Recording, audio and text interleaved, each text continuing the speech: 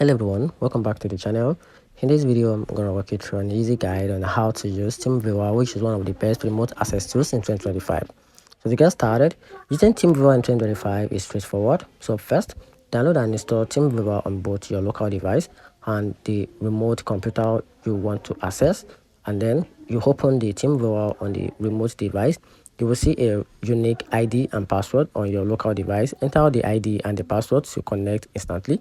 So for easier access, you can set up unattended access by creating a TeamViewer account and linking your devices. So you don't need a password every time. TeamViewer offers a smooth remote control like file transfer and even support a video calls and a meeting during sections. It works across multiple platforms like Windows, Mac, Linux, and iOS and Android with a strong security features like an end-to-end encryption and two-factor authentication. So whether for IT support, remote work, or personal use, TeamViewer remains a top choice in 2025 thanks to its reliability, rich features, and a user-friendly interface. And that's it. So let me know in the comment section what you think about these remote access tools and how it can help you spice up your IT support or your remote work. And that's it. So don't forget to subscribe for more videos. Thanks.